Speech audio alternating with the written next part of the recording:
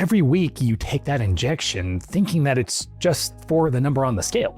Meanwhile, the medication is quietly working on your brain, your joints, your gut. And our patients, they discover this many times by accident. One of them spent months crediting a completely different medication for her results, until the day that she stopped her GLP-1 and she found out what it actually had been doing. What she learned changes one of the biggest questions every patient has about this drug: how long you should actually be on it. I'm Dr. Jones, DC, and I coach thousands of patients on GLP-1 meds, and this passion of mine comes from my own weight loss history. You see, I weighed 300 pounds by age 16, and I spent years fighting my way out of that before I ever got to help anybody else doing just this. Now I work my medical team helping patients use these medications the right way. And what I'm about to show you is the side of this drug that almost nobody explains, what it's doing everywhere except the scale. Let's start with the change that my patients bring up before anything else, before the scale, before the clothes. It's the silence. If you've been on Tirzepatide now for more than a couple weeks, you know exactly what I mean. That relentless, obsessive dialogue about food. What you just ate, what you're eating next, whether you should or why you did. It just stops. One of my patients described the old version of her brain as a voice that never took a day off. Aren't you starving? You should be eating, right? You should eat everything. And then 1 week into the dose, at the right dose, just went quiet. Now here's what I need you to understand about that quiet. That is not willpower finally showing up in week number 2. Your discipline didn't suddenly change. Maybe it did, but in many cases, this is the chemistry changing. And later in this video, I'll be straight up with you about the part discipline does play. This medication, it acts on the reward circuitry in your brain, the system that generates wanting. The noise was never a character flaw, it was a signal. The medication just turned that signal down, baby. I made a whole video breaking down exactly what these medications do inside your brain and body, so I won't reteach any of that here. But the part that you need for today is this. Your brain doesn't run separate wanting systems, one for food and one for everything else. It's largely one shared system.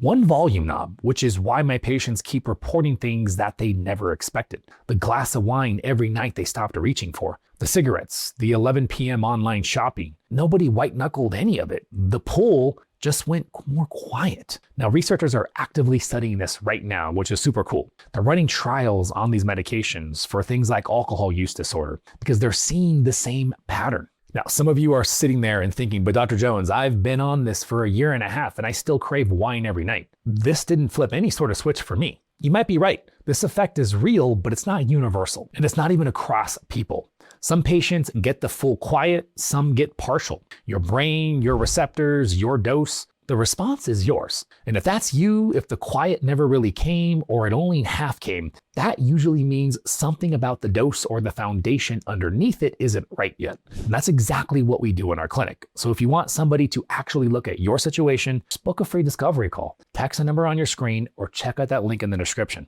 And one of our patient educators will walk through where you're at and what we can do to help. Now, quick one before we keep going. You're already doing the work of learning this stuff. So if you want the deep version, I break down a real patient case every couple weeks, how I read it, what we tried, and why. That's called the War Room, just for a couple bucks a month.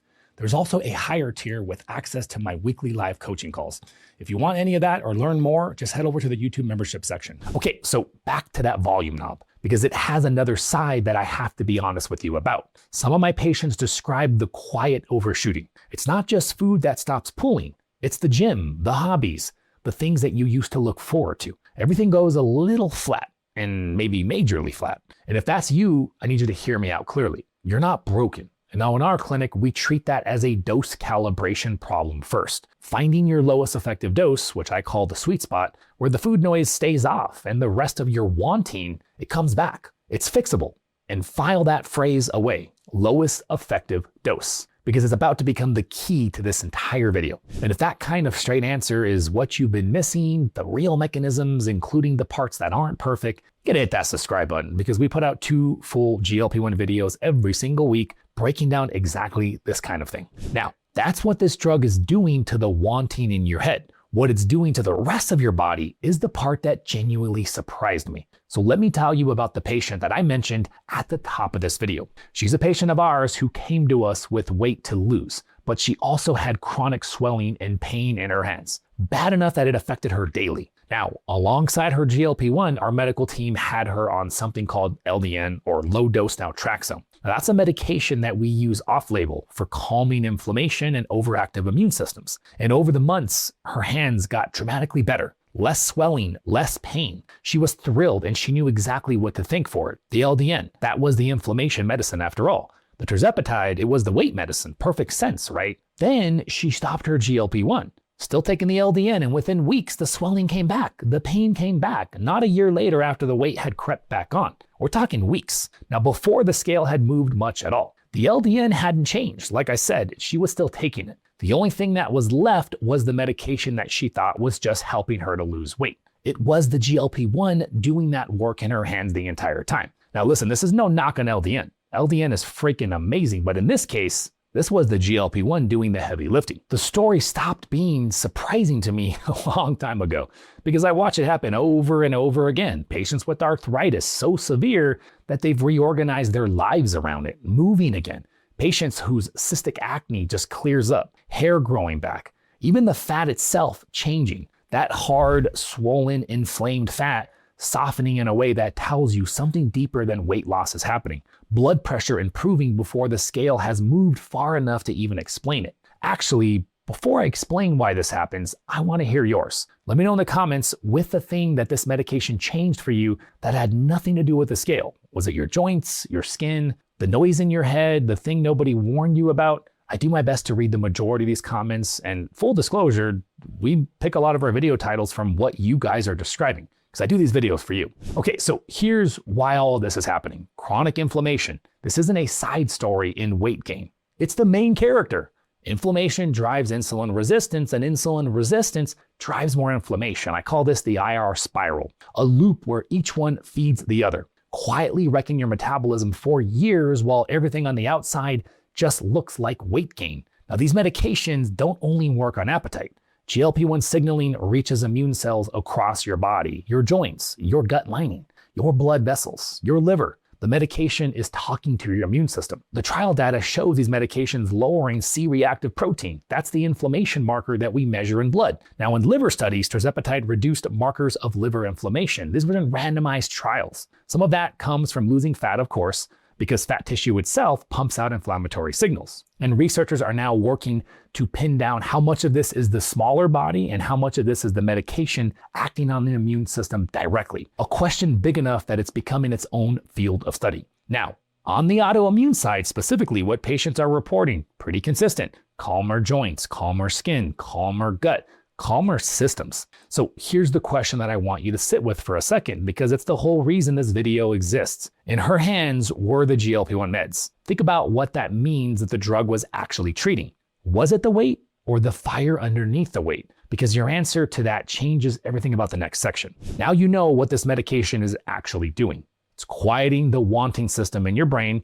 It's calming inflammation across your body, which brings us to the third thing, the one that I promised you at the beginning. When do I get to stop taking this? Now, I understand why you're asking it, because I hear it from patients all the time. A doctor told them that this was a lifelong commitment, and that word, lifelong, I don't know, I don't like the way that sits, right? And it's like sitting in your stomach like a stone. And I know some of you hear dependence on a medication, and it almost sounds like a weakness, like failure. So let me give you the honest answer here, because you deserve better than the two answers you've been given. So answer number one, you'll be on the full dose forever. Answer number two, just use it to lose the weight, then quit. Now, both of those are wrong. We actually have trial data on the quitting outcome. In a major tirzepatide study, patients who lost significant weight were split. Half continued the medication, half were switched to placebo. Now, the group that stopped regained most of what they lost. Now, the part that I need you to hear, that's not because they were weak. Stop the medication cold, and more often than not, the noise comes back, the inflammation comes back.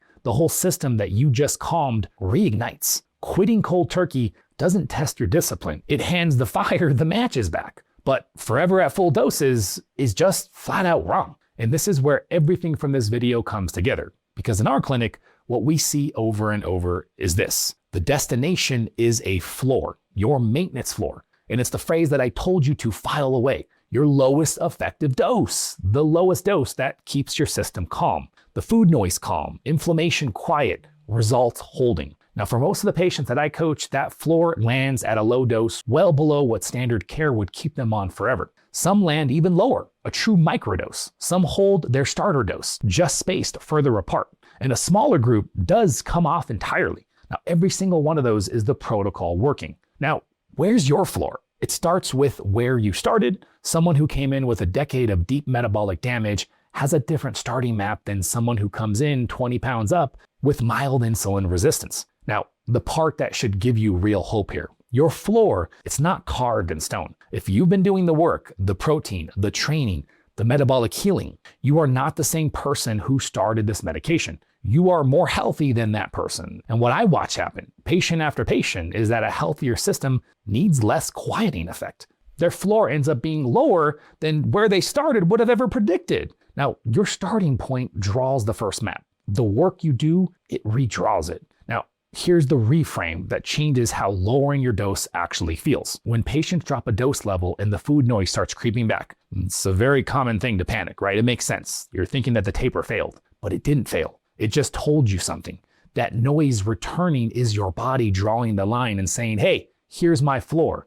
Not lower yet. That's not a relapse, that's data. Now, if you want me to make a full video walking through exactly how we find a patient's floor, how we decide when to step down, and how we read what happens afterwards, let me know in the comments and tell me. That video is high on my list, and your comments are going to decide what I film. Because there's one more thing about this floor that you need to hear. This is what I mean when I talk about medication independence, and I want to be precise because that phrase gets misused. The independence is from the higher therapeutic doses. What stays is a small dose at your floor, while the lifestyle work carries more and more of the load. Think of this like training wheels. The medication's job shifts from doing the driving to quietly supporting the ride. And I'll tell you what matters to almost everybody who I coach. A low maintenance dose typically costs meaningfully less than a full dose forever does. The floor isn't just better medicine, it's a sustainable lifestyle. And yes, discipline is part of this equation. I won't lie to you about that. I'd be doing you a disservice if I did that. The protein, the training, the habits, the work is real and it matters. But discipline was never the entire explanation, and it was never what was beating you. You were putting in real effort against a rigged system. I mean, unless you were just being flat out lazy, then okay, fine, you got to work on that piece. The medication, it unrigs it. Your effort finally pays what it should pay. So before we land this here, be honest with yourself for a second. Which one of these is actually you right now? Still climbing towards results, holding steady and wondering if you could go lower? Or have you already lowered your dose, but you're starting to be terrified of what's going to happen next? Or maybe you're starting to regain weight. Now let's land this where we started. That injection that you take every week was never just about the number on the scale. It's quieting a wanting system that's been screaming at you for years. It's cooling a fire that's been burning through your joints, your gut, your blood vessels. And because it's doing all of that, the end game was never quit or depend forever. The end game is your floor, the lowest dose that keeps your system calm while your own health carries more of the weight. But here's the honest last piece. Finding that floor, it's not a guess, and it isn't a Reddit protocol. It's a read, a clinical read.